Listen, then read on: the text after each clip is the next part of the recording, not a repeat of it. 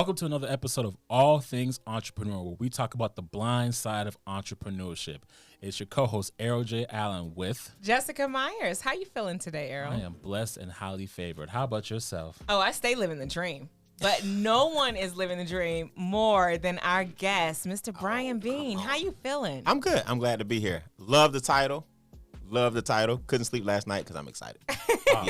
All things entrepreneur, man. Where else is there to be? That's why I was like, speaking of all things entrepreneur, I mean, the list goes down from author, speaker, seller, extraordinaire. What title do you go by these days? And a corporate trainer, too. Yes, corporate trainer. And a corporate trainer. You know what's funny? It depends on who asks. If you ask my son, I'm a father, right? If you ask clients, I'm a consultant. If you ask my wealth community, I'm their coach. So I hate to say I'm a jack of all trades because I'm not. But if I had to put it in 2 words, the master of mindset and money. Ooh, yeah, that's it. I love that. Those are the 2 things. Those are my 2 things that I'll ride with you to the end. If you talk about mindset and money or wealth. So let's take a top line. What is that looking like today? What do you have going on the forefront of your focus? What are you putting your time into? My focus right now is my Instincts training series. I created a series about 10 years ago called Tap Into Your Instincts. And that's where I take different animals. I got about 24 now, 24 different animals that I've studied. 18 have been released. I'm still holding about 6 of them. And I studied their behavior and what God gave them as a gift. Each animal has a defense mechanism that God gave them as a gift, and how to use that instinct, how we should use that instinct to make money as humans. Because we're the highest form of intelligence, but we're the weakest emotionally. Ooh. So owl, my tiger, my jaguar, my cheetah, my duck, my goose, my brown bear, black bear, honeybee, praying mantis, snow leopard, peregrine falcon. These are all the animals that I've studied over the years. They each have something that we need to borrow from. Ooh. It's crazy. Have you ever been to a safari? Yeah, several. Yeah, I went to South Africa about 4 years ago on a safari. Okay. I was just in Dubai. I wouldn't call that a safari, but we rode camels in the desert. Oh yeah, that's an experience. I was about to say, woo. Yeah, that was pretty cool. So I was in Australia with the koala bears last year. That was pretty cool. The koala bears and the kangaroos and the emu. We were out there with the kangaroos on the open plains. So yeah, I try to get to as many real experiences as I can. It's a little better than the zoo. Yeah. Because I saw the petting zoo here, and after leaving the safari, I was like, wait, that's not the same. That's not the same. Yeah. And it's so much that you learn about their interconnections and their working, like you said, just sitting there observing it. Oh, it's crazy. Like when we our driver, he saw a rhino, and I think he just zoned out because we were like, okay, like we can keep moving, but he just zoned out looking at the rhino. Yeah. And then I just took that moment, as much as I wanted to get on, because we were trying to find the top 5. Yeah. And so as much as I was like, let's keep on with the safari, but I began in silence, like to start looking and started to notice the character traits. Yes, it's crazy. And You saw the Big 5 in South Africa? Well, I actually saw it in the Masamara. Okay, good. Yeah, the Big 5. So the rhino's one of the Big 5. Yes. And I train on the rhino as well. But yeah, when you see him, you need to make sure you're the safe distance. He probably was like, are we okay? I know. He probably was looking like, wait. Yeah. And I was just like, wow, let's keep going. He's probably like, I'm not trying to disturb him. Yeah, don't mess with him. Y'all will lose that battle every time. Because the beauty was stopping to see a flock of giraffes walking by. Like, we had to stop. And it was like 10 of them. And it was like, okay, beautiful. let them go. So majestic, so cool. The rhino, the way they walk. The rhino, all of them are cool as long as you don't mess with the babies and as long as they're not threatened. People don't realize that, believe it or not. They're not really after you. You notice that? They're not really, like, the rhino doesn't see you and go, I want to eat. It's really like just making sure you're not a threat to my babies and you're not a threat to me. A lion walk right by, it's no problem. I'm not saying I got out the truck. Oh, no. I'm just saying. Oh, no, because they're not really, like. Oh, no, I went to a petting zoo in Africa, and their petting zoo is quite different because they put us in the cage with the tiger. Yeah. And they walked the tiger around. We felt his tongue. So the petting zoo over there is a little. You're in the cage with them. Because they set us down by a cougar and they said, just don't look him in the eye. But what they don't tell you is that when you sit down, the first thing he does is look you in the eye. He's trying to test you. And I was like, wait, I'm just here to take a picture. Because you hope that what they feed in him, he wants more than you. Yes. And like you said, though, the emotional intelligence, though, because they're checking your eye to see if they can trust you. And you're just like, well, I was just looking, I'm just here. I'm Ray Charles. But they're already checking you. I don't see nothing. I don't see nothing.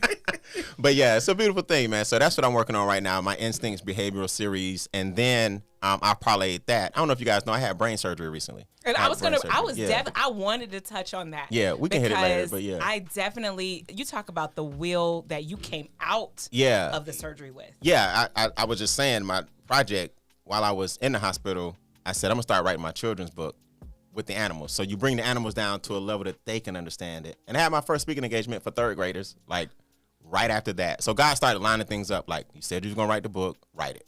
You said you were going to do something for children, do it. You said, so when you have something like that happen and you in the hospital for a week and you go from the trauma unit to ICU to recovery, you got plenty of time to think about the things that you didn't do that you keep putting off. So the writing the children's book is now part of the Instinct series for children. So I brought it all the way down to their level. You know, the cobra. You know, cobras are poisonous. Stay away from guns, drugs, and gangs. So anything poisonous, stay away from the cobras in life. So I make the kids understand now what the adults would never understand. I was like, it seems like that's an adult book you're writing. Right. That's really an adult series. That's really an adult series, right? Poisonous people. Exactly. So yeah, so the kids enjoyed it. A room full of, a gymnasium full of third graders. So we got a lot to talk about. I'm gonna let y'all just guide me. So let's scale it back real quickly, because I'm first of all, side note, I'm shocked that you had your first engagement for third graders, knowing. Like, cause when I first seen you, you were speaking for a networking event company, and it was a very top level stuff. And I'm like, third grade, they just now want you in the elementary school.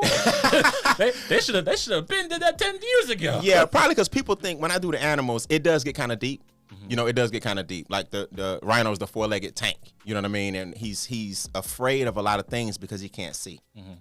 So that means when you have no vision, you're scared of everything. Ooh. Right? So I get deep into the animal, so people probably think that I don't have a shallow version, and I do. Snakes are poisonous. Stay with them. Keep it simple. Yeah, so each animal has a different level of comprehension. Yeah. You know, so for the corporate world and corporate clients and networking events, I go really deep. But for the children, I can lighten it up. So I guess that's my fault for not having it where it's understood that we can go wherever you want to go. Yeah. Well, no, I mean, I love it, because even somebody last night, they were saying an elephant's not worried about an ant.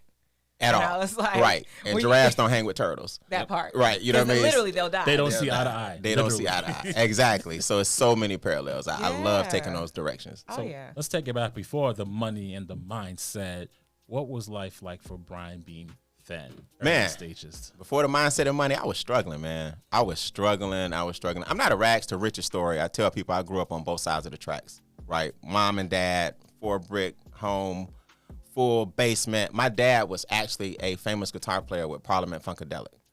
George Clinton. My dad loves them. Does he? Yeah. Yes. My dad probably is on those albums he's listening to. Oh, wow. George Clinton, Bootsy Collins, Walk On By, Isaac Hayes. My dad is playing guitar.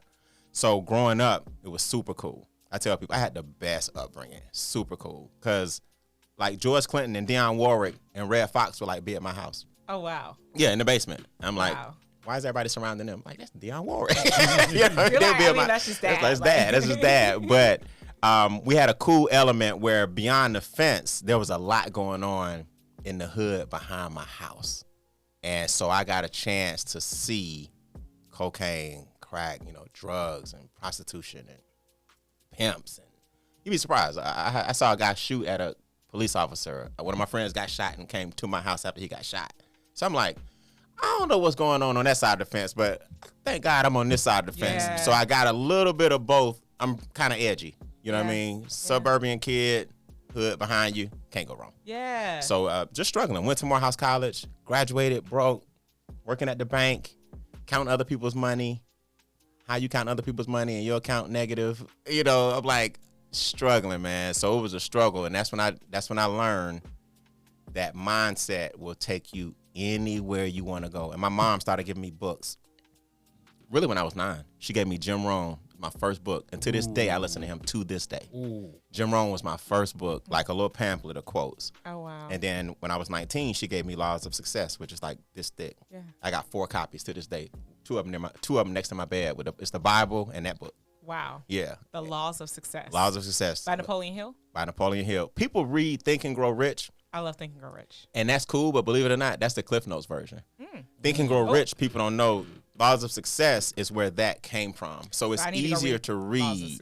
But Laws of Success is like the encyclopedia of the Cliff Notes. Because I thought it was the other way around because I wrote Think and Grow Rich. Yeah, a lot of people. I wrote the life statement. So now I need to go back and read Laws of Success. Yeah. Now I'm telling you, it's not for everybody. And what I mean by that is he's talking about how a molecule works. Protons, neutrons, science. Electrons, your mind, molecular structures, and how you connect with the ether in the universe. So everybody can't. That's why they go with Think and Grow Rich, because it's more practical. But I like that stuff. I know. I was like, I listened to lectures by Neil deGrasse Tyson. Like, oh, if you can do that, yeah. As above, so below. Like, yes. Because even I broke down networking to covalent bonds. And I was like, I'm the catalyst that covalent bonds take place on. So I geek out on science. Yes. If you can get with science, metaphysics, and to see how that shows up in your life, read it. Got it. So that will be my next book. Yeah. Okay. Yeah, it's crazy. I'll get off The Alchemist. The Alchemist is deep. Do you like The Alchemist? I love The Alchemist. Yeah. Look how many languages it's been written in. Like, look how many languages. It's not that I don't have a distaste for it. It just didn't impact me like it impacted her. Like, we have this theme every single episode. It comes out. Yeah. Like the last person, the last speaker we had on, she was like, "Yeah, my favorite episode, my favorite book was The Alchemist." I was like, "You don't start The Alchemist spill with Jessica." Because it's been the most impactful book of my life. For one, because I went on this search, especially, he talked about where did it start for you. Like, I remember being in 9th grade, like, I just want to be on TV. Like, that was my thing. That's why I started working in media. And I just remember this hunger, this sensation. And so reading The Alchemist, it was like, oh, it's like a journey. That's what it is, yeah. It makes sense, because I kept thinking it was about the destination. So at 22, it's the journey. Being in New York at CBS at the Indicated Morning Show, I'm like, okay, I'm here. I've arrived. Where's the balloons? Where's the... Right. We're that's here. Not how it works, yeah. And that's where The Alchemist, like, shifted my paradigm. That's that's where reading 7 Habits of Highly Effective People by Stephen Covey, it showed I spent so much time climbing the ladder and shot to the top that what if the ladder's on the wrong wall? That's right. That's right. Wrong building. Yeah. I love it, man. No, all of us have a book or a person or an experience that changes your life. Yep. You know what I mean? Mine was Conversations with God. You read that? Yeah. Donna Neal Walsh. Yeah. Changed my life. Yeah. 4 Agreements. She talked about Conversations with God too. She did? She did, yeah. Crazy. Previous guest? Yes. Yeah, that's crazy. Yeah. Conversations with God, the 4 Agreements, The Tipping Point. I haven't seen Tipping Point. Laws of Success, Peaks and Valleys, changed my life. Who Stole the American Dream, changed my life. Of course, the cash flow quadrants. Yeah. Rich Dad, Poor Dad. That's his. That's his. Changed my life. Yeah. So we all have those. If you have any awareness, you all have those things that you know changed your life. Yeah. And those are mine. Yeah. Because I heard Stephen Covey. He was talking about the paradigm shift. He was like, "That's as if someone gave you a map to Oregon." And you're trying to get to New York. And you go and he's like, you have somebody call you and it's like, hey, I can get you there faster, but you're still going in the wrong direction. Wrong direction, yeah. And it's not until you shift that, like you said, through those experiences. Yeah, you allow it to shift you in the right course versus change you and harden you. Yeah. But let you get you in the right direction. I'm going to give you a recent one, honestly. Have y'all read Will Smith's book? No, actually haven't. I've heard bits and pieces. I haven't delved into it. That's good. Man, let me tell you something. Forget the book. Listen to Will Smith's audiobook. Because, he's an actor. I love audiobooks. So it's not like I'm going to be honest with you. The first audiobook that I ever listened to, it turned me off from audiobooks because I didn't know. So dry. It was so dry. It was like, we got no mayonnaise. It was horrible. I mean, and when you, it was actually, I don't even want to say the name because I don't want to ruin, not to defame him. Yeah. But he had such a great story, but the person he hired to read it wasn't from his background. So you hiring a voice to read a hood book, and it was just like, I was walking up the street and I pulled out my pistol. I'm like, that's not how he would have said it. Nor the people in your backyard. Nor the people in my backyard. But Will Smith reading his own book, the talent that he is, you must listen to it. I made a note of it. I'm going to go down. Trust me. Is something else, and you'll get more. Do you know the name of it? It's called Will. Just Will. Okay. His dad named him Will, but I ain't gonna ruin it. But think about it, Will. His will is crazy. Oh, so he ties it in. Yes. Oh. That's why his name is Will.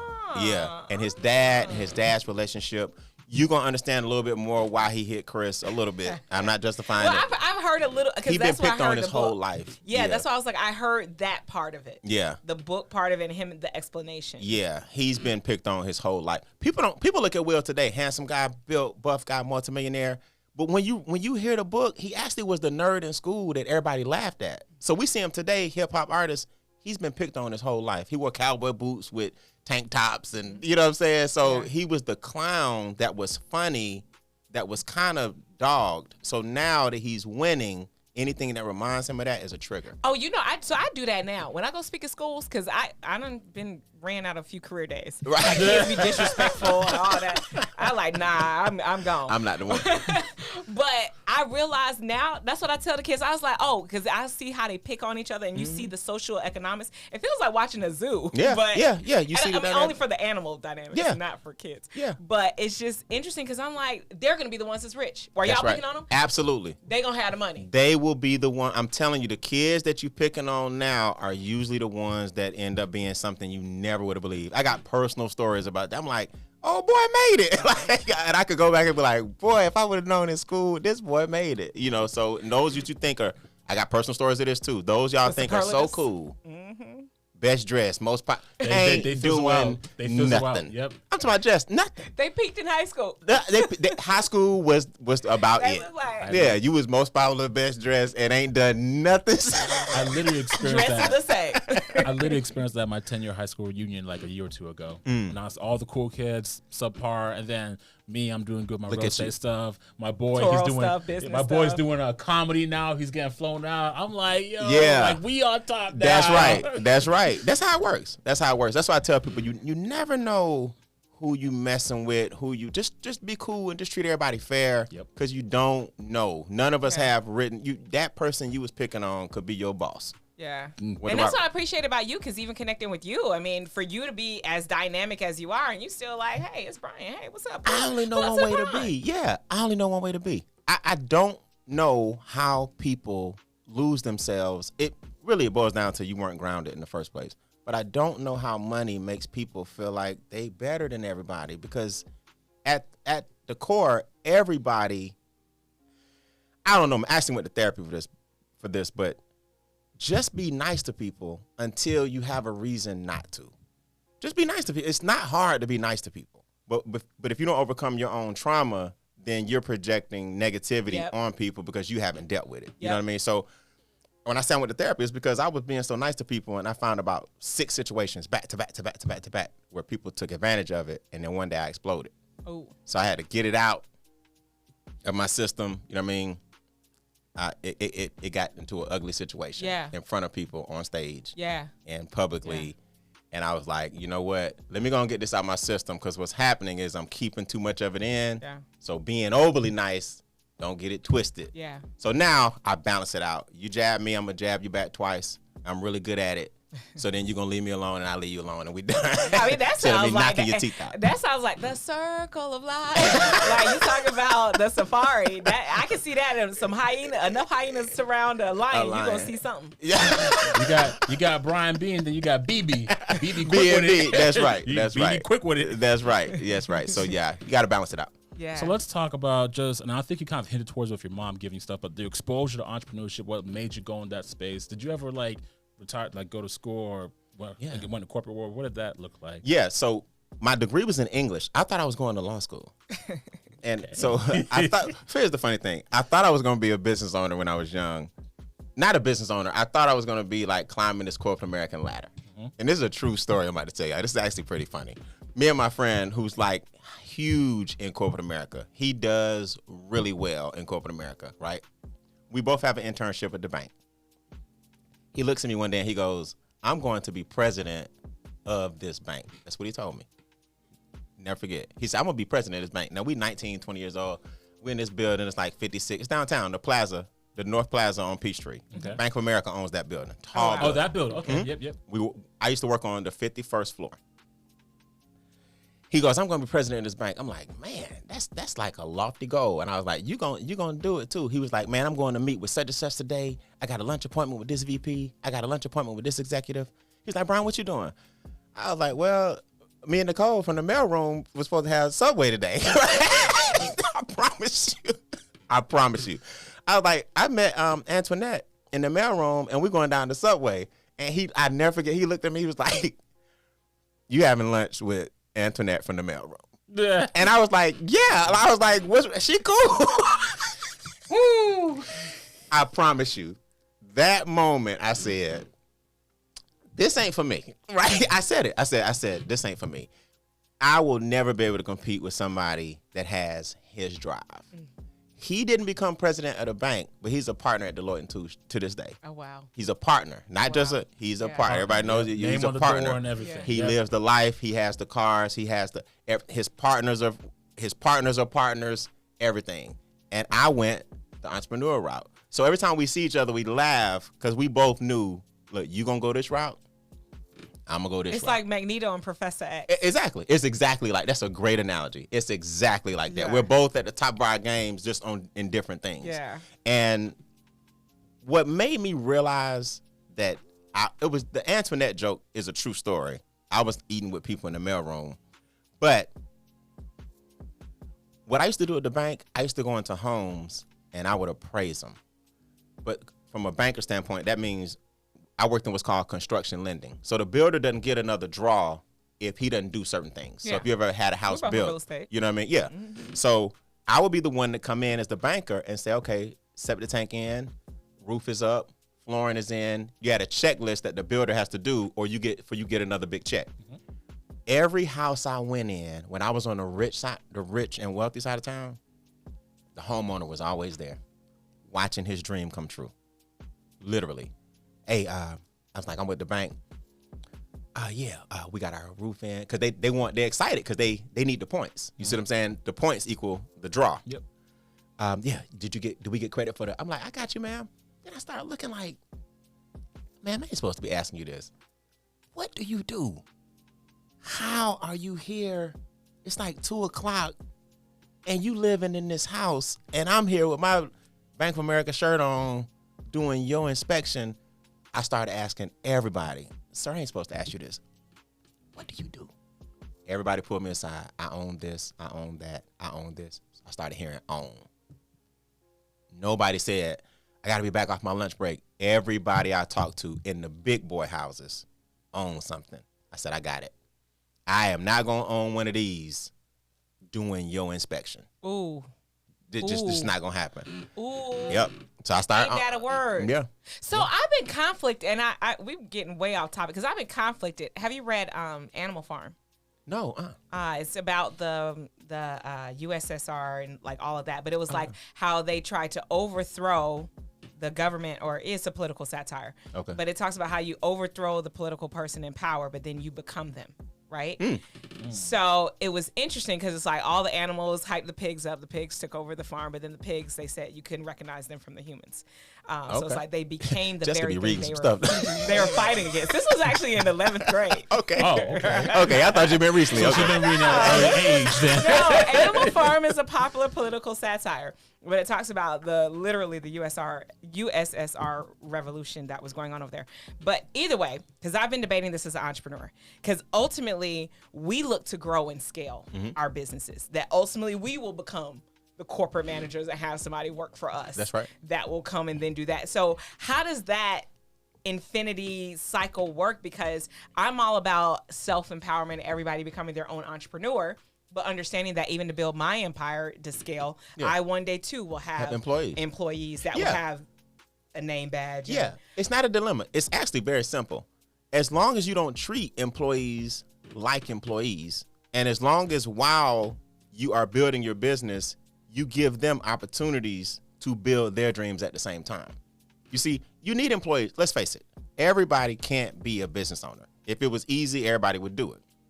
So how you get rid of that dilemma is, I want to make my business so successful that I can employ so many people, but at the same time, no, I'm not going to keep them down and make sure that they pursue their dreams.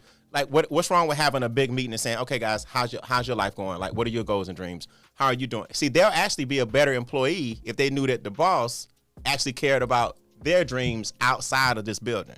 The problem is a lot of bosses want to make sure, now you can't do nothing but this. And that's unfair. Then you create an antagonistic environment where they want to leave because they can't pursue their dreams. Yeah. I think the best, I don't even like the word boss. I think the best business owner is the person that empowers their people to be the best they can be in whatever they want to do. And you understand that you're just a vehicle to help them become a better person. Okay. So that's how you draw it out. You just build a business so big, or build a business big enough to where you empower that person to be their best selves. I like that. Yeah. Because I was torn with that, because I'm like, is this now Animal Farm? But like you said, it's how you treat them. Yeah. Because that's what I'm always encouraging everybody else. And sometimes as I encourage my team, I wonder, is this at the behest of them one day leaving me? But like you said, keep creating the space for them to be and live their dreams in your business and in your vision. Yeah, because think about it.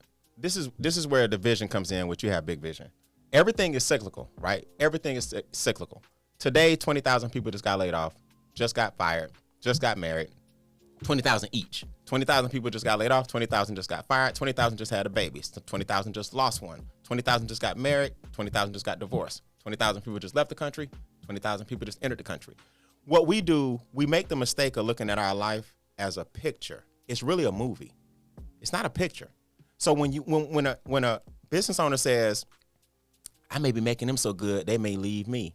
Well, what you're doing, you have a limited scope of what's going on right now. They're supposed to leave you. Okay. Which is why another 20,000 people, and actually somebody even better, that person got to go ahead and spread their wings just like you spreading yours. So it's almost like musical chairs. It's musical chairs. Yeah, and if you understand that as long as you staying focused on your vision, the chairs are gonna revolve and they may change. But the worst thing you can do is think that the picture you in right now is gonna be the permanent portrait. That's the worst thing you can do in the world. So yeah, it's gonna rotate, evolve, and change, because that's what life is. Yeah. Rotating, evolving, changing. Brian, I'm not gonna do that because then that person may leave me. What you want? A resentful person to stay? Who never leaves. Who never leaves. Right. But like you, and it's so interesting because the generation before us, they feel like if you don't stay anywhere for 20 plus years, then it's a pension mentality. Yeah. Yeah. And now it's just like, if you're anywhere longer than 5 years, like why? Why? That's right. Yeah. Because again, evolution.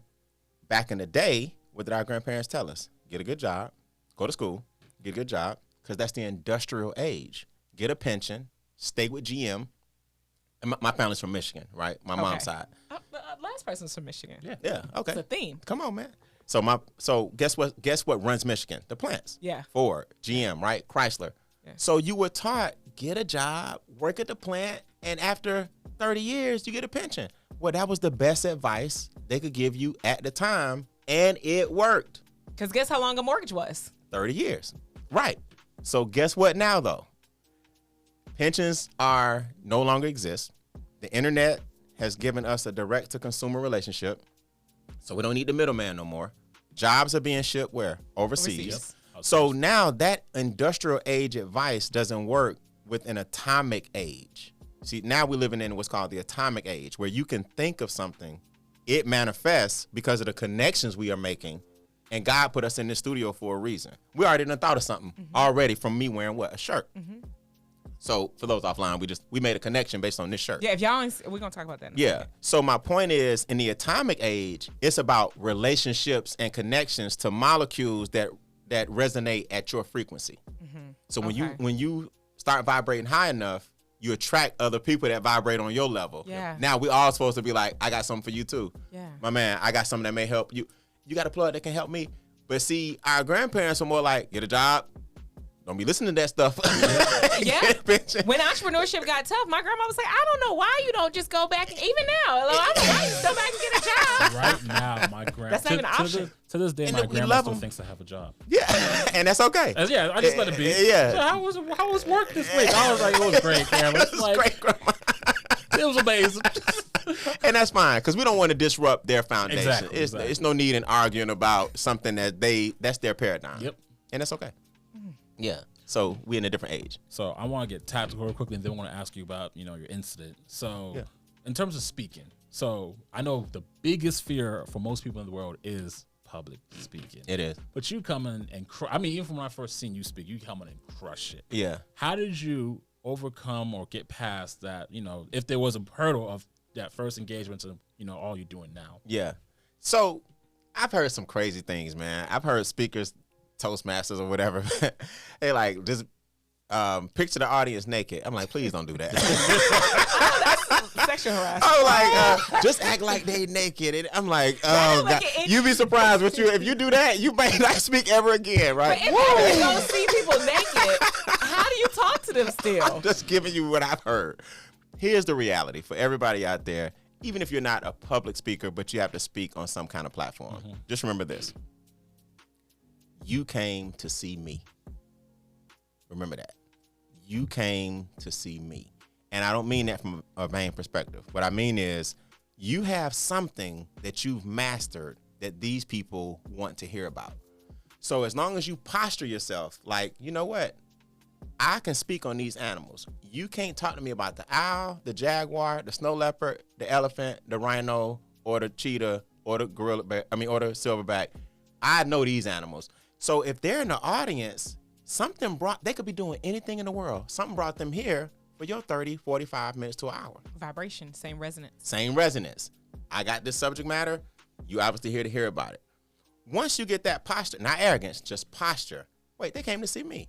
So when I talk about inflation, debt, taxes, your complex trust, how to protect your wealth, how to multiply your wealth, we created a concept called simplicity. Shift, increase, multiply, and protect. That's the SIMP, right? Shift, increase, multiply, and protect. I know those subject matters. And when you walk in a room and you know about money and you know about wealth and you know about, in my example, the animals, this shouldn't be you shouldn't be nervous. You get nervous when you up there talking about something you don't have no business talking about. now it feels like, wait a minute, what they asked me That's this? when the and the rambling. And the rambling. But if I ask you, man, about how to run a podcast studio, how to get a commercial property, how to open up my Turo business, they're gonna be like, all right, Brian, this is what you do. But if I ask them anything, how you bake a cake? Well, I baked the cake yesterday. Exactly. So what people have to realize, education is subject specific. Just because you can fix my transmission don't mean you can do my taxes. And just because you can do my taxes don't mean you can bake me some brownies. So we're all educated in something. So what are you good at? And then you get in front of the room and remember that these people came to see you about that subject and you kill it. Yeah. Wow. Now, lacing the jokes in and the stuff that I do, that just takes experience. Yeah. How I make it fun and how I interact. I know when to go up. I know when to come down. I've laid down on the stage before. I'm very animated. I've done costumes and characters. That's with experience. But the basic posture comes with mastering the subject. Wow. Yeah. So one thing for me, because I do know a lot of people who do have an interest in becoming public speakers, and they feel like they don't have like a knowledge or something to talk about. Mm-hmm. But then they actually do get that knowledge for something. Where's the time period from doing pro bono and then actually getting to a point when you want to start charging, knowing what to charge? Because that's another big thing. How do you, know what you can charge, what's your, be fair worth. Yeah. Even me, like, people do invite me for some things, and I have a very small fee. Like, but if I wanted to ramp that up, I'd have no idea what that looks like. How to do it. So, and that's a great question, man. You ask great questions. So, you'll hear different. Toastmasters will tell you something different. Something different. Yeah, you'll hear different advice. Here's my thing. I spoke a lot for free. Now you have a lot of gurus out there, and just so you know, I don't follow or believe in a lot of the stuff gurus tell y'all. That's one of the unpopular things that we may get to. We're gonna ask you that too. All of these gurus, I don't believe in a lot of it. Let me tell you why. Because a lot of them forgot how it was when they started. Mm-hmm. So they give us a lot of advice from their current position. Yep. You know what I'm saying? I mean, your time is valuable. I ain't doing nothing for free. And then the brokest person in the room be like, I know that's right. You need to speak for free. Okay? you not him. You ain't her. Your butt need to sit down somewhere and go speak to some third graders for free to hone in on your craft. Get your reps in. Yeah, get your reps in. Yeah. So when a lot of these gurus, I hate is a strong word, but I even dislike, and this is still in our culture, and I'm not going to mention the guru, but I strongly disagree with it. You want your life to be like a wheel. And that wheel he used to take a piece of string, put it in the middle. You know how you have a pie? It's a wheel with a, what'd that be, the diameter? The radius. The circumference, the radius and circumference in the middle, whatever. Yeah. And you want physically, mentally, socially, financially, spiritually, all the LYs, right? And you want this perfect spoke. It's not true. Life don't work like that.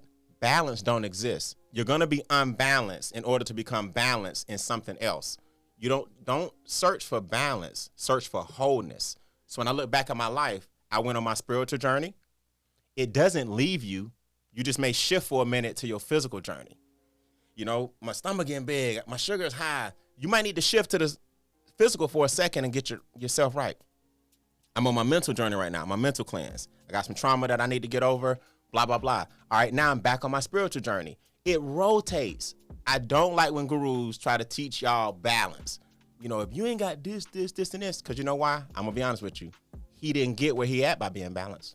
I promise you, for 20 years, for a minute, he was not spiritually, physically, financially, mentally, and socially balanced. So they always give you this advice from their current lens.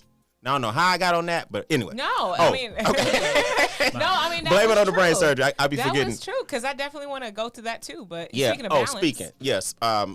Speaking and growing. Speaking and growing. Yeah. What to charge at. So I say all that to say, yeah, these gurus that give you this advice, they're forgetting how it started. My personal opinion, do some gigs for free. And I'm going to tell you why. Because when you film them, now you got content. Now you got some 90-second reels. Now you see what I'm saying? I still, to this day, Mr. Brian Beane, I'll speak for free to a nonprofit. Now you're not going to be IBM and I speak for free. But if you're a nonprofit and I'm helping the community, I'll come and speak for free. Yeah, because you came and spoke at our event, and I'm grateful. Yeah, absolutely. I'm grateful, yeah, a friend of mine, and I met you. Yeah, see, this is what people don't see. It's the intangibles. While you sitting around here on your high horse, not taking those speaking engagement, my time is money. And broke people talking about, don't have a dime. I met Jessica at a free speaking engagement for another friend of mine. Now, who knows where this is about? It's already going one place. Oh, yeah. Right? She came out to Beane Acres. She's helping me with some ideas. You know, so I count all the intangibles that come with you putting yourself in winning circles. Because that's wealth. That's wealth. Wealth is people and connections. So while Mr. High Horse telling y'all don't speak for free, and look, I'm not saying all of them. I'm saying don't be afraid to start out and do a few speaking engagements for free. Then, it depends on the genre you in. When I do my government contracts, I know the government got deep pockets, but they may not allocate. Like I spoke in 5 different jurisdictions for the Adjudication Review Board. I taught the judges and lawyers of the disability. Adjudication review is when you go for disability and they turn you down and you have to appeal it. They were having some conflict, right? Well, I know the government has deep pockets, but they only allocated this much for this event. So I work within their budget, but I got everybody's email. So later on the back end, I may offer you some continued education. Yep. So my upfront wasn't a lot, but my back end was amazing. You see what I'm saying? Okay. When I spoke for Cincinnati Children's Hospital, that's my first big client. The EMTs were feeling disrespected by the nurses and the respiratory therapists. So the RTs and the RNs started treating the EMTs like, you just drive. In the ambulance, there's 3 people. The respiratory therapist, the nurse, and the EMT. Mm-hmm. The EMT is like, wait a minute, now I'm skilled too. Don't treat me like just a driver. Yeah. Like when we get there, you move out the way. Yeah. So I went in and kind of quelled that situation by doing the animals, right? Oh. So my point is, I know Cincinnati Children's Hospital, y'all got some money. It's not a government contract, so I charged a bigger upfront on that one. You see what I mean? So it's all in what you work out. You want a big upfront, but they won't let you promote. See, Cincinnati Children's Hospital wouldn't let me promote my stuff. Mm-hmm. They're like, come here, talk, and that's it. But see, these days you can be real slick with it. You can find me at Brian N. Beane. Your next post is like special today. Just so happens. I got some stuff to sell because I just got off stage. So it's no way around them following you after that. So you ain't really got to go in with no huge back end if you know you got your stuff out there. Yeah. So it all depends. But here's what I tell you: it's time to make that decision when the other things you have going on are taking a hit. In other words, you'll know when to balance it out. If this is starting to pull your time away from the stuff that's paying. Hence why I walked out that career day. Because this kid was over here playing Fortnite on his phone. Somebody was making out at a high school. They were back here making out, and here I am for a friend for a career day. I missed a call from an investor. I was like, it's time for me to go. It's time for me to go. That's right. Because I have an investor call that's right here, and y'all acting like y'all don't even want to hear what I have to say. y'all better, and I gave him my little piece of mind, and I walked out. And I was like, I'm gonna go take this investor call, and y'all gonna feel every bit of it. That's right. Because I do career days, and I was like, expose the kids, they want to see it. But these kids sometimes act like they don't care. That's right. They don't feel the magnetism of what they're experiencing. Doing. And I'm like, cool, I don't feel it either, because I just missed an investor call. I need this investment to go through. Y'all have at it. Play Fortnite, make out, do what you do. I see y'all McDonald's in the drive-thru. And did. You feel me? I feel it. So when that bridge crosses so where I this felt that moment. That's right.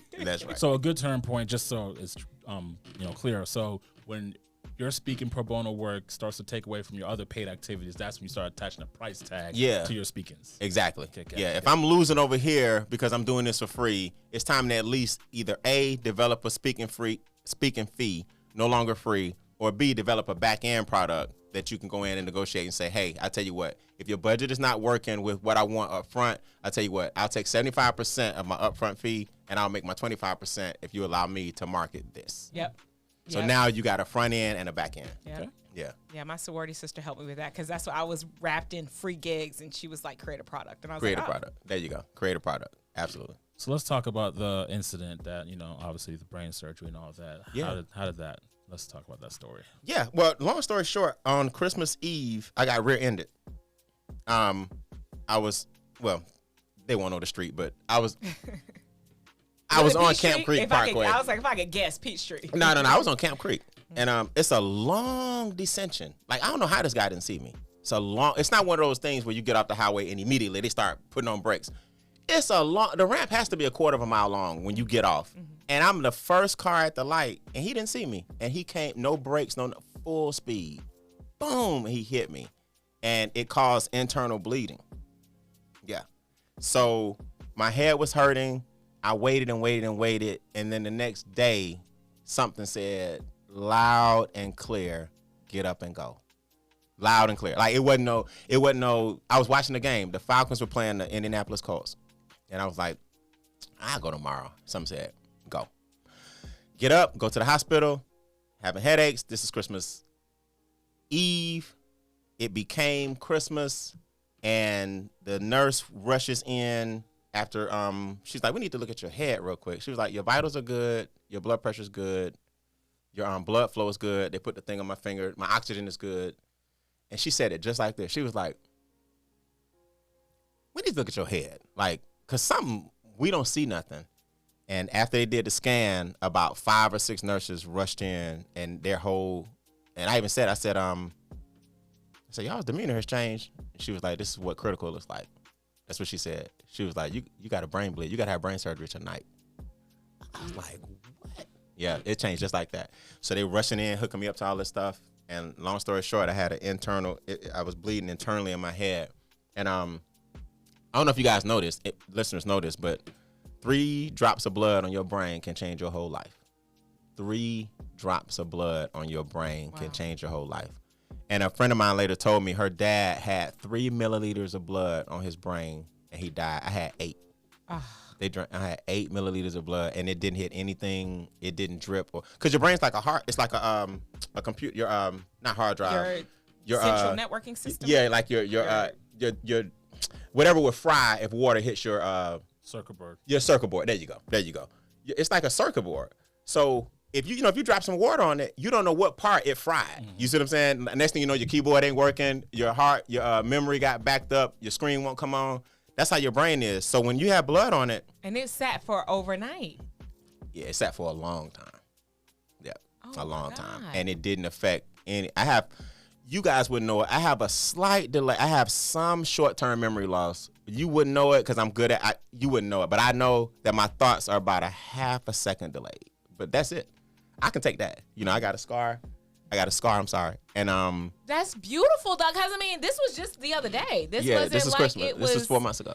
Yeah. Oh, this was like I just got out of surgery. This is Yeah. You obviously have some more work to do out here. And that's what I said. Yeah. So that's why I hit the ground running. Yeah. I'm not taking no stuff from nobody. Anything that remotely gives me a headache or any stress, I excommunicate it. As you should. I disconnect. And I just look, I'm not putting up with nothing from nobody. Yeah. And so that happened, and then here I am. I mean, you talk about the resilience to get up and be like, I'm going to be better. I'm going to be different. I'm going to get to it. Yeah. I mean, it took me a second. I was hospitalized last March, April. And I'm still like, okay, now I'm ready to get up. But you're like, this happened in December. And you're just like, we're already there. Yeah. Yeah. It was crazy. And excuse me, I'm a pretty good, clean bill of health. Like, I've never had any real issues. Like, when I was born, my birth was very, very difficult. I was born with hernias and things like that. But I'm talking about that I can remember. I'm that guy that every time I go to the doctor, that triage, the questionnaire, nope. I'm like, and I'm so, nope. Any family history, nope. PSA count, amazing. Prostate, nope. Cancer, nope. Brain bleed. I went from nothing to the craziest. And like you said, she died at 3, or the dad passed away with 3, and you had 8. They drained. I had 8 milliliters of blood on my brain. Yeah, it's crazy. So, and I mean, you were just a testament. Like he said, your mission here and your vision is, and you were already on it and there, and it's just like the degree went up. It's a whole new level. Yep. I can't even explain it. You have to go through something like that to understand it. But I tell you part of the story too. That's kind of crazy. They were going to life flight me from Piedmont Fayette to Grady because they said our surgeon can't do it. She was like, Brian, he's too new. You don't want him to do it. I was like, okay. And if you're telling me that, I'll believe it. I'll believe it. Yeah, I'm not gonna argue with you, right? You don't want him to do it. So they were like, she left. She came back. They were trying to crank up the helicopter. She's like, okay, they can't take you because it's too foggy. You can't fly in the fog. So I was like, okay, let's do an ambulance. She was like, we don't have any ambulances available. I was like, okay. You could have called some of the people you train. You're down here now. I trained y'all for this moment. From Cincinnati. But 5 minutes later, remember now, no helicopter, no ambulance available. Because it's Christmas. It's Christmas. 5 minutes later, she made a call. The neighboring county, the fire department came and got me and rushed me with the lights on Christmas to the hospital. Yeah. Wow. Yeah. So God just opened up. Like, every time something was blocked, the doors just kept opening. So I had surgery that morning, was in recovery that week, got out, and was out for New Year. And by April, you having a party at the ranch. Oh, yeah. Celebrating life. Yeah, by April. And you know what I'm going to do? This is the first public platform I'm going to say this. The theme was second chances. This is the first. Y'all heard it here first. So you heard it here first. Exclusive. My birthday was in April. But it wasn't really about my birthday. It was about the second chance. But what I want to do now is I want to turn that into an annual thing that I do every year for brain or for research for children of some type. To now turn that event into more than just a second chance. I want to start inviting people to understand what that really means and start raising money for children and research. So I'm going to make that. We have so much fun. It's actually going to be an annual thing, so make the next one. I'm going to bring my mom there. If I would have known for my mom's birthday, we going here to celebrate your life. Yeah, no, that's crazy. No, I know you can't. Everybody can't make everything. Location. But what I'm saying is I'm going to put a cause behind it. I don't know if I mentioned it to you when it was happening because, y'all hadn't connected yet. Yeah. So now I'm going to make that an annual thing that I do, and I'm going to put a cause behind it. Because I got too much influence to let this story just kind of die with, I lived, and I'm like, no, this was pretty life-changing. It needs to be talked about. It needs to be highlighted. Yeah. And you'll be surprised how many people I've met since then. It's called your RAS filter. You know how when something happens, like when you buy a new car, now you see it everywhere. That's your RAS filter. So it's not that the cars weren't there. You just wasn't focused. You wasn't focused. The frequency. Mm-hmm. RAS actually stands for, it's a long medical. Okay. It's like 3 words. RAS. It's a long medical term. I just call it like the Will Smith movie Focus. Yeah, like exactly. How you saw start 55 seeing it. You start seeing it right everywhere. Yep. Well, now that this has happened, everybody's coming to me with like, Brian, I had aneurysm back in. I'm like, no, I didn't know that. Yeah. Well, my dad died of it. I'm like, no, I didn't know that. No. Well, I had the same thing. I'm like, so now it's like everybody now, I never would have been in this community, but it's more popular than people think. Yeah. And 3 drops of blood on your brain can change your whole situation. Wow. And the fact that you it's like this insatiable hunger even more. Yeah. Because of it. Yeah. I changed my Instagram post to, it says it used to say retired at 22. Now it says retired at 22, reborn at 48. And I'm not talking about religion because that's one of my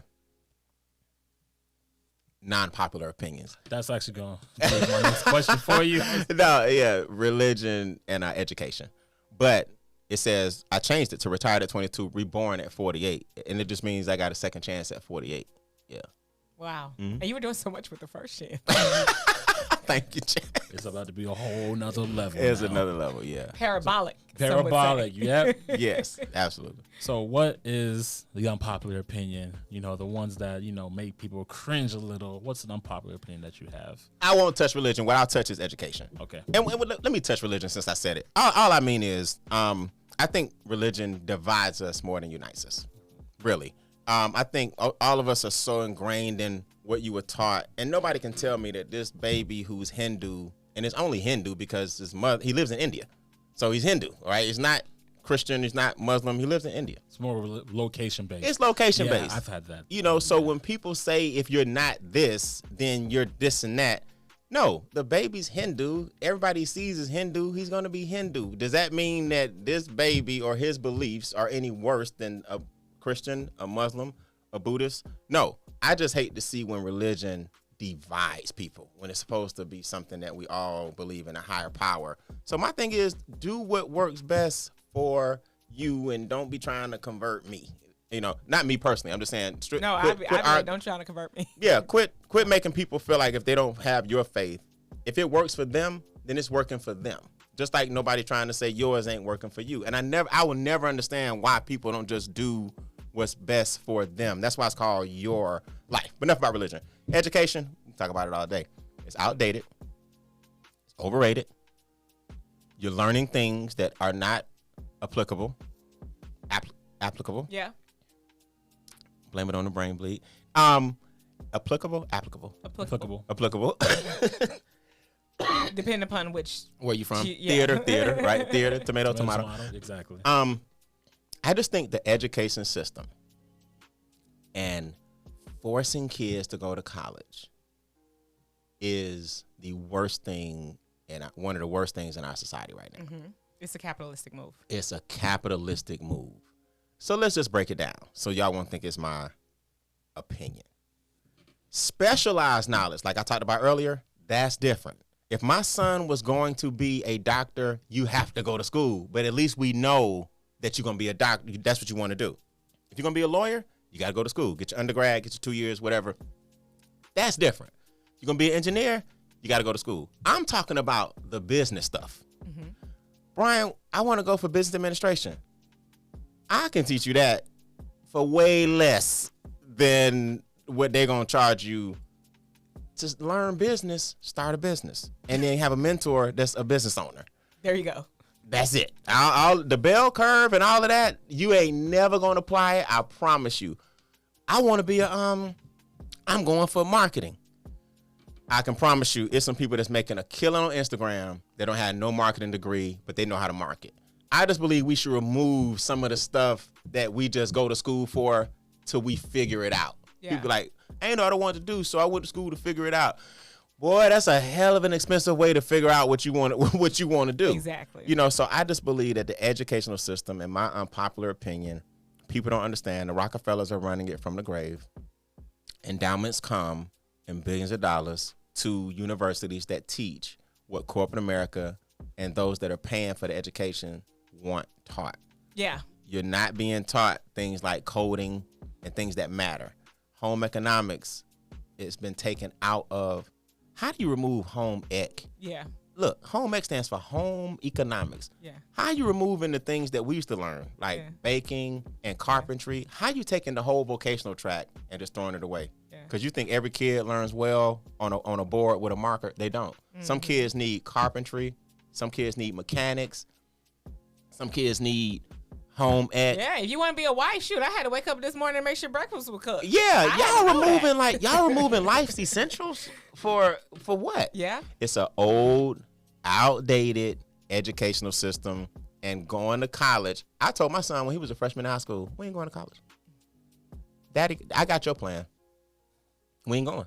Now had he said, I want to be an airplane, I want to be a pilot, I would have said, okay. My son didn't know what he wanted to do.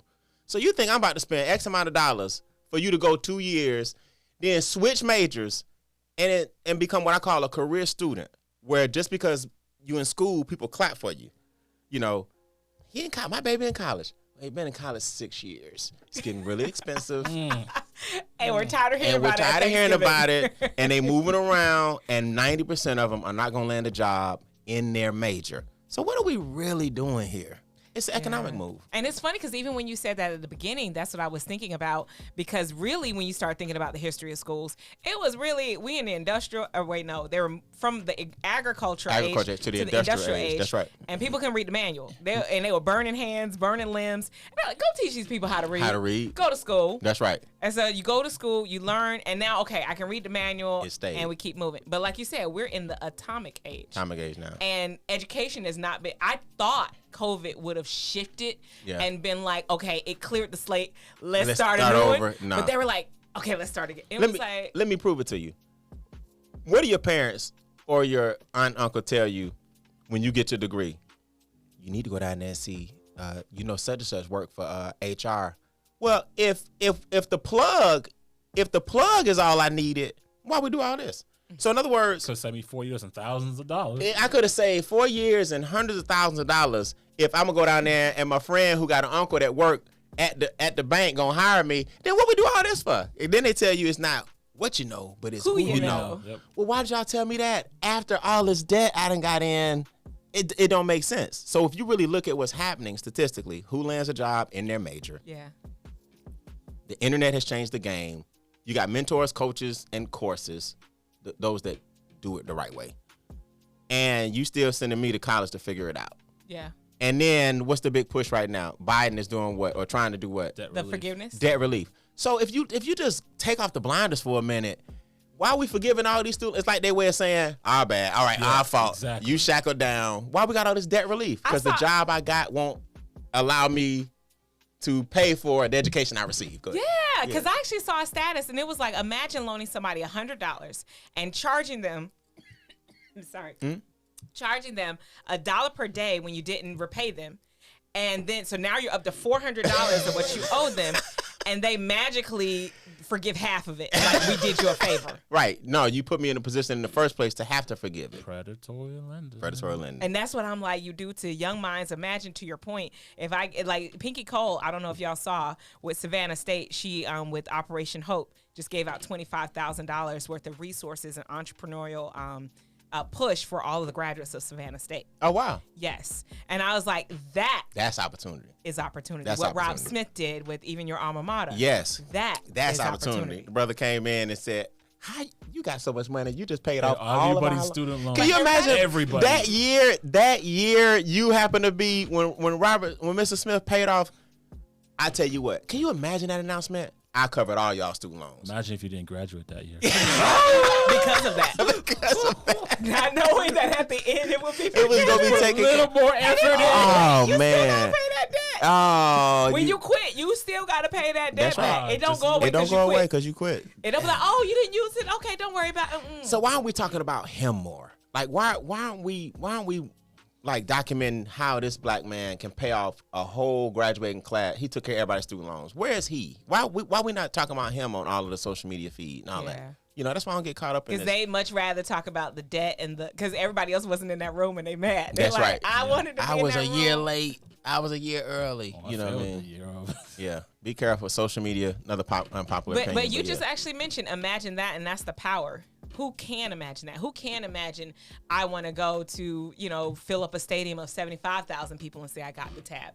Like when you start making those type of imaginations, that's how you then find a route. Because you mentioned something about lofty, and I like lofty questions. And literally, because when I call them considerations, I had to name them. Because when you don't name them, like you said, the rack, you don't become aware of them. Your RAS filter. Yeah, your RAS filter. That's when you become aware of them. So even your consideration, like, yes, it's great to be aware of the great things, but be considerate of the negative talk. And because once you get a hang of what it looks like, shift it with the lofty question. Shift it with, what does it look like when I get to fill up the Mercedes-Benz Stadium and be able to pay everybody's tab? What does that look like? That I can bring Beyonce and hire her and have enough left over. That's right. Keep it moving. Keep it moving. What does it look like? What does it look like? You got to ask those questions. So, in conclusion, I want to ask you just 3 real quick questions. Yes. Question number 1. what is the next big thing? I know you said you work on behavior tactics. What's the next big hurdle or thing you have in sight for what you got going on? That's a great question. So here's my plan. You know how I talk about the animals in the instinct series? I want to have the animal there. So when I talk about the tiger, I need a tiger handler. If I talk about the owl, I want the owl handler. If I'm talking about the cobra, be careful, right? The praying mantis, he's easy. I'll get him in my backyard. But I want to have the instincts training series and have the silverback. I don't know how, but that ain't my job. Zoo. It's like or maybe you can have an event at the zoo is the cage. They kind of, yeah. But like imagine being in the arena. Yeah. No, I'm not gonna say I can't, but I don't want to go where the animals are. I want to bring the animals where we are. Okay. That's you see the training to a whole other level right there. Yeah. Now when I talk about the silverback, he's like right there pacing back in his cage. looking at you menacingly. Hey, don't make eye contact. Right, don't make eye contact. That's my vision for the Instincts Training Series. You know what I mean? If not that, then to at least be able to go to the facilities where the animals are and work out an agreement and a contract where I train on the animals at the animal location. But no, if they can do it at Jimmy Kimmel on his show, they bring out the little animals. Yeah, surely I can get a pass. I can get a permit to bring in the gorilla. Okay. Number 2, entrepreneur looking to start off in training, speaking, mindset space. What would be some tips or tricks that you can share that would help them propel and get faster where we're trying to go? Yeah, so the first thing, number 1. Read The Alchemist. Sorry. Oh, kidding. Number 1, have a friendly alliance with 3 or more individuals who will back you with your plan and purpose. That's the first thing you got to do. You got to have a friendly alliance with 3 or more individuals who will back you with your plan and purpose. Without that, you will not make it, because it's that mastermind that's going to keep you going through the tough times. Ooh. Like the owl, believe it or not, his teaching is how to see through the darkness. Entrepreneur journey is very, very, very, very rewarding, but it's not the easiest. That's why most people don't go that route. So you got to be able to see through the darkness. His feathers are also serrated, so he moves in silence. Sometimes don't tell everybody your plan. Quit posting everything. Stop talking about stuff everybody don't need to know everything all the time. Sometimes just go out there and do it. So that's how I am. I'm going to do it. Then I post about the results, but like, while y'all was tripping, pick this up today, or, just bought this house right here. So sometimes G's moving silent. Real G's moving silent. Flying silent. Flying silence. Get through the darkness, because they are coming. But he has incredible vision through that darkness. You know what I mean? And the next thing you know, he's sneaking up on his prey, and they ain't even know it. So I tell people, have a friendly alliance with 3 or more individuals who will back you with your plan and purpose. That's powerful. And number 2, have a mindset closed tightly against all negativity, including suggestions of friends, relatives, and acquaintances. Have a mindset closed tightly against all negativity, including suggestions of friends, relatives, and acquaintances. Had I listened to half my friends, I would not have my podcast. It would be a normal set. It would not be outside. I would not have the 20 acres. I would not have the extra acres I just bought. You've seen it. Mm-hmm. Had I listened to my friends, I would not have the assets that I have. People say, Brian, why you collect all these vintage cars? Because I don't appreciate things that don't appreciate. Ooh. See, could I go get a Ferrari, Lamborghini? I already got it. Y'all stop. That's the entrepreneur right there. Nah, I don't appreciate things that don't appreciate. So I've just always had my own mind. Mm-hmm. I really have had my own. Had I listened to a lot of people's advice. No pun intended. You've always had your own mind. That was a good catch. Yeah, that was a good catch. Okay, Judge. Yeah, there you go. I've just always been like an independent thinker. Like you said, like, put another way, like this just doesn't make sense to me. That don't make sense to me. That don't make sense to me. I don't go with the flow just because everybody's doing it. If somebody's going that way, I'm usually going the other way. Someone said always be passionately curious. Yes. I do that as well. That's great. Yeah. And I love that. Passionately curious, but stop being so skeptical, right? Skeptical. I mean, scam stands for still confused about money. Are there a lot of scams? Yes. But I was never skeptical. I was just curious. Yep. I come in at least with an open mind. Skeptical people come in, they already going to tell you what's not going to work. Yep. So my second one is have a mindset closed tightly against all negativity, include negative suggestions of friends, relatives, and acquaintances. Okay. And then the last question for me, close remarks, tips or tricks, and how people can get in contact with you.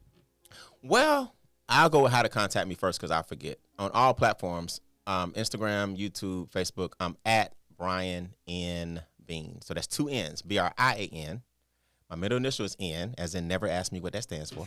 And my last name is Beane, like a jelly bean, pork and bean, lima bean, green bean. I've heard it all with an E at the end. So Brian N. Beane with the E at the end. I tell you, if y'all want to be inspired, if you want to know how you can make it through the day, I just look at one of his posts.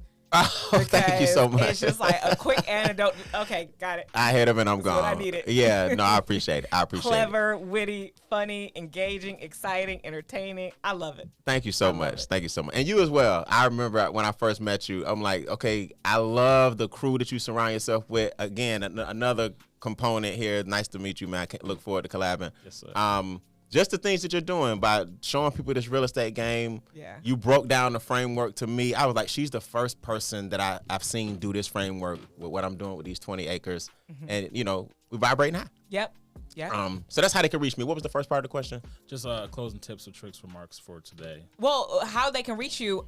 How can they reach and to buy your shirt? Because that's your own shirt, right? Well, no, actually, I don't. These Instinct series, these were actually, I didn't have these made. These were customized for me. Okay. They were. These are custom shirts. Now, so I do they have can't be bought. No, these can't be bought. But I do have an apparel brand. Okay. Yeah, I do have an apparel brand. But if you follow me at Brian and Beane, the links to everything is there. Okay. You know what I mean? We'll have it in the YouTube description. Yeah, YouTube subscription for sure. Tips and tricks. Here's the reality, man. Sometimes people will tell you to go left, and you really should have went right. Right? Sometimes a lot of people give you advice, and they aren't living the lifestyle that you want. So why are you listening? That part. We have to stop putting on other people's glasses or contact lenses because they don't have your prescription. Why are we looking through somebody else's lens? And I'm going to say this. Be careful with this social media thing. Okay? I tell people all the time, I'm not an influencer, but I'm very influential. Yeah. This social media thing, man, has our kids. Have you seen? I'm gonna do this one plug. Have you seen Social Dilemma? No. Watch it. Netflix. Social Dilemma.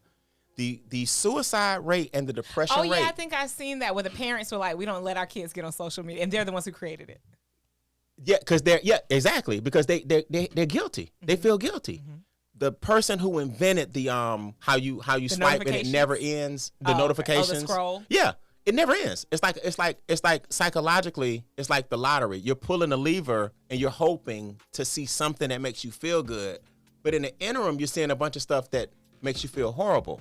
So while you're looking for that quote and you're looking for something that's temporarily going to get you through the next moment, you also saw what's going on. You're going to see somebody get shot. You're going to see. So what happens is the algorithm is starting to control how you think, and it's shortening your attention span to 60 seconds. Now you wonder why the kids got ADHD. They can't sit down for a minute. Well, you've programmed us to get everything from a TikTok, right? That's why I love YouTube. YouTube is long form. Yeah. TikTok is short form. Yeah. Instagram, everybody doing reels. Well, I'm over here on YouTube giving you about 35 minutes of how to get rich. Now I can give you snippets so you'll come see me on YouTube. But see, social media, YouTube is not social media. It's a search engine. Google owns YouTube. So people confuse YouTube with Facebook and Instagram. They're not even in the same conversation. This is where you learn. The number one search phrase is how to. On Google and YouTube, how to. How to bake a cake. How do I change my transmission? How do I stop an oil leak? How do I get a stain out my shirt? How to. These reels are cool, but it's dumbing us down to a point where now if things don't come quick, you don't want to mess with it. Yeah. And now you fall prey to scams and stuff because you're looking for something quick because they've conditioned you that success should come easily. Yeah. Nah, catch me on YouTube. I'm going to break it down just enough for you to get what you need and then holler at me about mindset and money. I love it. Yeah. I love it. I love everything about it. How did you feel? I feel great. Man, for you to be sitting here just rattling off, you don't have no paper, no phone, no nothing. You got it down pack, and I salute you. Oh, I salute you.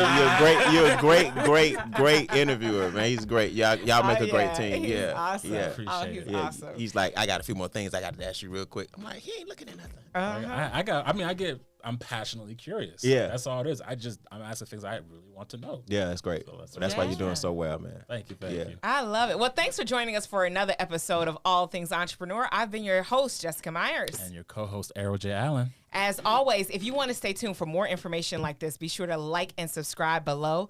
And you got it. Let's get it. Let's go.